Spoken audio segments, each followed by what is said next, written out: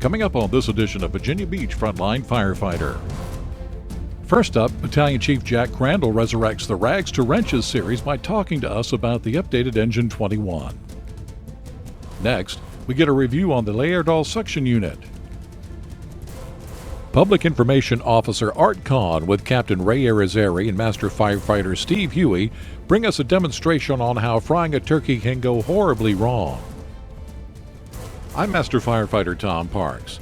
Here's your host for Virginia Beach Frontline Firefighter, Public Information Officer Art Kahn. Hi, I'm Public Information Officer Art Kahn, and welcome to this month's edition of Virginia Beach Frontline Firefighter. You know, the Virginia Beach Fire Department is fortunate to be equipped with some of the best apparatus on the road. But like any of the equipment we use, trucks need to be upgraded from time to time to ensure that they are reliable and equipped with the latest technology. In this first segment, Battalion Chief Jack Crandall gives us a tour of the new Engine 21. Hey, Battalion Chief Jack Crandall here. We're going to be resurrecting the old segment Rags to Wrenches. We're going to call it the Rags to Wrenches sequel in honor of Greg Wakeman, who started this segment years ago on Frontline. Just as a tool for us to get information out on our apparatus and maybe some of the things that you can be doing to better maintain your rigs, or a chance to address any of the questions you might have on our fire apparatus. And we'll work with the City Garage and Fleet Management to ensure that we have all the tools that we need to maintain our trucks. Today what I want to do is we're in receipt of two new rigs, Engine 21 and Engine 19. Both of those rigs are in the city. And I want to just go over the trucks and just show you some of the new specifications and features and some of the improvements that we made to hopefully make your life a little bit easier out there in operations. So we'll go over Engine 21. Some of the quick features that we've changed on these trucks. Our new standard for city engines is going to be 750-gallon tanks. But this Engine 21 is a transition engine, and it has 1,000 gallons. So that does make the trucks a little bit taller. Engine 21 actually has a longer wheelbase because of the bigger tank. But we'll go around the truck and just show you some of the features. I'll go around the outside first, and we'll take a look at the inside, where we've also made some seating changes, which I think you're going to like. So first of all, the trucks have a Detroit diesel DD13 motor, 500 horsepower. Engine 21 is 47,000 pounds, which keeps it under the threshold of 50,000 pounds, so it has a top speed of 65 miles per hour.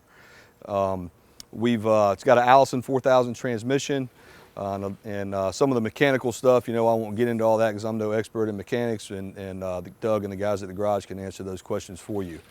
But what we've done on these rigs is you'll see that Engine 21 is a little bit taller because of the larger tank. Again, it's 1,000 gallons.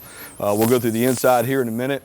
The couple of the features that we changed due to some of the comments that we received from the field, you'll notice no speed trays. Okay, we've gone back to a traditional crosslay, which I think you're going to like. The NFPA netting that's required for the restraint on the hose, on the crosslay hose bed. We have a very easy one handle operation, so you can get access to your crosslays. So moving right along to the rest of the truck, since the decision was made to move the SCBA out of the officer seat, we've designed this P3 compartment to be able to hold all of the equipment that you might need for the officer.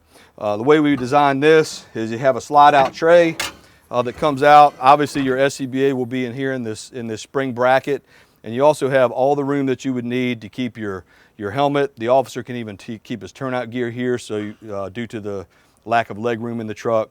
So once you get the rig, you'll figure out what the best way is for you to maintain this. The middle bracket is movable left and right, so you'll be able to adjust it to suit your needs. So all in all, I think it's a very good solution, and hopefully you'll be happy with that.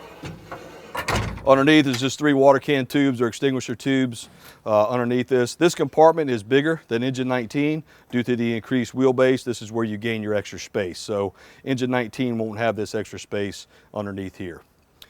Another feature that we added is this compartment here. We saw this at the Chiefs Conference a couple of years ago. They call this long tool storage, and what it is just an area for you to store some of your maybe short hooks, irons, whatever it might be that you want to store in this compartment. It's just extra storage that you can use to put the things that you might need to use during your operation. So good addition to the truck there. Rear compartment, really no change. One shelf in the middle, and that shelf is adjustable as well, so you can make that work for you. In a few minutes, I'll demonstrate the ladder rack. You'll see these ladders are very high. I'm 5 foot 10 inches tall, so it's not really possible for me to remove the ladders from the truck. They are on a ladder rack, and once I get the batteries turned on, we'll show you how the ladder rack operates, and I think you're going to like it. It's a new Zyco ladder rack, which we found to be very user-friendly. All right.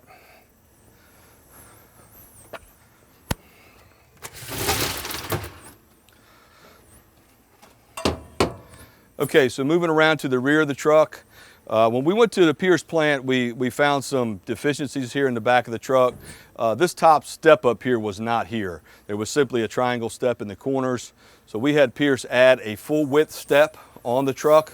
And what it does is makes it much easier when you're packing hose, and just gives you a lot more area to stand when you're doing those types of things. We also had handles added to the top of the back of the truck there, just for increased safety.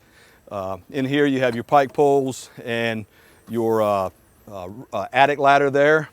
And again, on the hose bed cover, we've seen some issues over the years where people are having trouble with the hose bed covers. Again, this is simply do that. You have full access to your hose bed. So it's just, you know, with the height and everything, it's a little bit easier just to have one single mechanism to get to your hose bed. Okay, so moving around to the driver's side of the truck. Not a lot of new features on this side of the truck, but you do have compartments that are similar to what you're used to. We do have the compartment here in D2 that has your tool board. The apparatus team will be out to help mount the equipment and get the truck ready for service, so that'll be happening very soon. One thing we did do on these trucks is we did change the deck gun to a TFT deck gun. We've gone to task force tips on a lot of our nozzles, so we decided to make the switch to the task force tips deck gun, which is much more user-friendly, and in a future segment we will show the operation of the deck gun, and it's much seems to be much more user-friendly than what we're currently using. What we're using is good stuff, but this just makes it easier for you.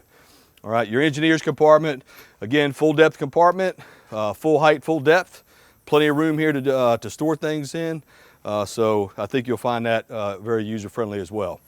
One thing I will hit while we're right here, in this compartment here, many of you haven't seen it. This is not a fuel fill. This is for diesel exhaust fluid, or DEF, okay? The fuel fill is back here. The fuel tank on this truck is 75 gallons. The DEF tank up here is 4.5 gallons. With EPA regulations, DEF fluid, DEF, diesel exhaust fluid, is required for emissions, okay? It reduces the emissions from the fire truck and just improves overall general air quality. So this is going to be new for a lot of you. Most of the city fuel sites now have DEF that you can get from a dispenser, and you will also receive a container so you can store a spare couple of gallons of DEF in the station. Pump panel layout is changed somewhat in order to accommodate the request for the crosslays again. We've redesigned the pump panel a little bit. Both of your master pressure gauges are found up top here. We think that it's very user-friendly, very clean. As we look at other trucks that are at the plant, this is a very clean pump panel and very easy to use. So I think you'll find that to your benefit. A lot of all the lights on the truck are LED lights. They use very little power. Everything is 12 volt, so you're not operating off an inverter. The truck uses very little power. It still has a load manager just in case you get in a situation where you're losing voltage, and it will shut down some unnecessary items on your truck while you're operating. Okay, on the front of the rig, you have your regular trash line and your front suction, just like you do on all of your other trucks. One big change that we did do on engine 17, we changed to LED headlights. Okay, the feedback that we got from 17 was just overwhelmingly in favor of the LED headlights. They couldn't figure out what in the heck was going on when they were going down the road at night because these lights were so bright and gave them such good visibility. So that's going to be a standard for us from now on. That's pretty much the outside of the truck. We can take a look at the inside. All right, not a lot has changed with the driver's controls. You can see you still have all your standing gauges in front. To the right, you have your command zone, which gives you information about the truck. And most of your controls are in the same place as they have been in the past. We've also added the defroster fans for whatever reason. For a few years, we stopped adding the fans to the truck, so we have done that now as a result of feedback from the field. And your emergency light controls still overhead of the driver, very similar to what you've had in the past. One area that we have a significant change is the seating arrangement in the jump seat area of the truck. Again, we listened to feedback from operations to try and figure out what's best for you. So what we did is we went with a 5-seat arrangement. The entire cab has 5 seats versus what we're used to with 6. Where your typical rear-facing jump seats were located, we now have 2 roll-up compartments, okay? This compartment over here is designated as the ALS compartment. The compartment actually locks down here at the bottom. There's a locking mechanism where your padlock will go on the bottom of the compartment there. So your drug box and IV box will be located inside this compartment. You can also put your intubation kit and whatnot inside this compartment. It will remain locked. This compartment on the other side will have your AC power, so you can power any chargers that you might have on your rig, and be able to have the access to those things easily from inside the cab. In the center is what's designated as helmet storage according to NFPA. So area that you can put your helmets in if you so choose. We're also going to put hooks in for your helmets, but you can store paperwork, any of the books and manuals that you might be carrying with you. The jump seat arrangement is 3 across the rear. All seats are forward facing. The 2 outside seats, as you can see, have fold down seats, but they are full size seats. Okay, one thing that we did do on these trucks, we've had back and forth on the siren and air horn switches for the officer. There's not a lot of floor space here, so the old floor buttons, we figured, we'd do something different. The buttons up here, they just wouldn't work with how this truck is designed. So we've had the mechanical siren and air horn button up here on the top control panel, easily reachable from the officer's seat, and we just think it's a better option, a more clean option, and still gives the officer the option to be able to use those devices. One other thing that we did do is we added a very simple handle to the door hinge, okay? What this does is just gives you, not so much in the officer's seat because you also have this handle here, but it's on all 4 doors. The jump seats are much easier to get in by just grabbing that handle and pulling yourself up into the jump seat versus what you've been used to. Something very simple. You'll be surprised how much difference that'll make in assisting you getting up into the truck. Going on here at the garage now, they're doing some ladder testing, but I just want to demonstrate to you the ladder rack that I discussed earlier. So it's a simple activation switch, okay, and the ladder rack comes down like this.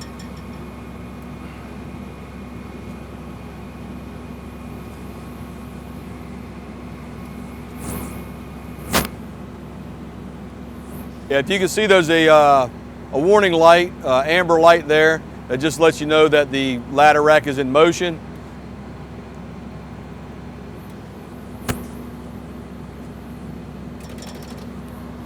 Okay, and you can see again, this truck is taller than engine 19, which are the 2 new rigs, and I'm a 5'10" person, so that's at a comfortable height for me to be able to remove the ladders from the truck. You do have 1 hard suction on this side of the truck and 1 on the top on the other side. It gives you easier access to have it on the ladder rack here. So, we thought a good solution. Seems like it's going to be very workable for us. Okay, just to close out, I hope you enjoyed the tour of Engine 21. Engine 19 is basically exactly the same, and again, it's also here in the city, and we're going to get some training scheduled and get both of these trucks out to the field just as soon as possible, hopefully within the next couple of weeks. But with the resurrection of this segment, we ask that you please send us your comments, your questions. I know there's a lot of questions about how fleet management works and what the garage wants us to be doing and what they don't want us to be doing. So please send your questions. We would like to address them on air so everybody gets to get that information. So please feel free to email me at the address on the screen. And next month, I hope to introduce you to the entire apparatus team. Those are your go-to guys. They know what they're talking about, and we'll get you introduced to them and make sure that you have their contact info as well. Thank you very much. See you next month. Today's frontline firefighter must be proficient at more than just fighting fires. Providing emergency medical services is a large part of the job, and there are many life-saving tools available to the firefighter. In this next segment, we'll get some tips on maintaining the power supply for the Kellerhals suction unit. Kellerhals suction unit. It is a powerful and effective tool. It has a flow rate of about 30 liters per minute, exceeding international standards.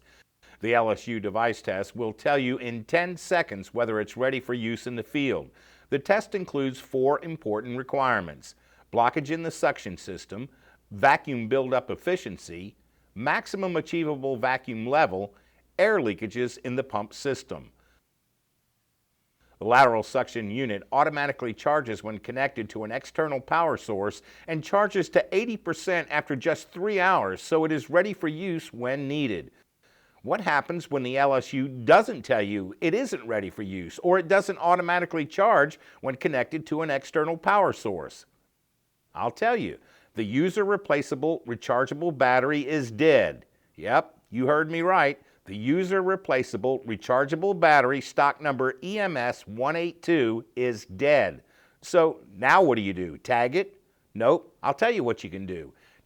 Take a look at your suction unit, the battery-powered yellow one with the Bemis canister in the middle. Look on the side with the big blue strap where you keep your tubing, and at the bottom of the suction unit you will see a blue rubber plug. Behind that blue rubber plug sits the LSU's user replaceable rechargeable battery. Pull the blue rubber plug aside. Push the battery in and to one side and the battery will pop out. You may have to tilt the LSU to get the battery to slide all the way out. Slide the replacement battery in, push it to one side to lock it in, close the blue rubber plug, and plug the LSU into charge. There, that saved you several weeks of downtime, and your LSU is still in service. Thank you for your attention. U.S. fire departments respond to 1,000 fires a year involving deep fryers. Deep fryers are responsible for 5 deaths, 60 injuries, and $15 million in property damage every year. That's why the Virginia Beach Fire Department is holding this demonstration to show you just how quickly a fire can erupt from a turkey fryer. The Virginia Beach Fire Department would like to remind you that these fryer fires are preventable and offer some safety tips for cooking your holiday feast with a deep fryer. First, thaw that turkey. A partially frozen turkey can create a fire or an explosion, as it did in this case.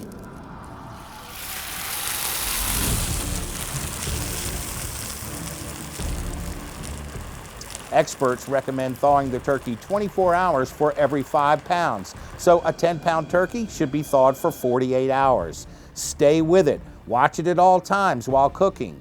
Be safe. Use thick pot holders or oven mitts when touching the handles or lid of the fryer. It's also a good idea to wear eye protection and long sleeves to protect against splattering oil.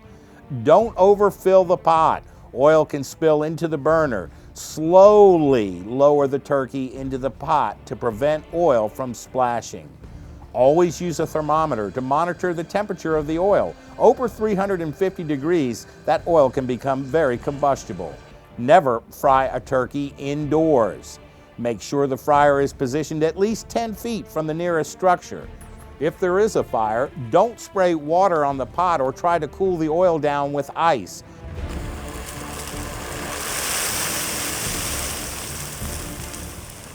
Always use a fire extinguisher.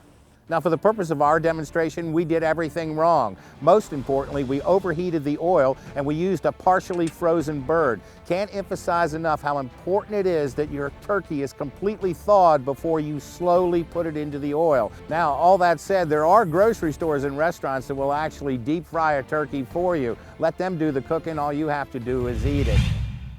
That wraps it up for this month's edition of Virginia Beach Frontline Firefighter. Thanks for watching. As always, we want to remind you can send along any ideas, comments, or suggestions you might have to Kirk Kellerhals at the address you see on your screen. Also, remember to like us on Facebook, follow us on Twitter, and watch us on YouTube. For Virginia Beach Frontline Firefighter, I'm Art Kahn.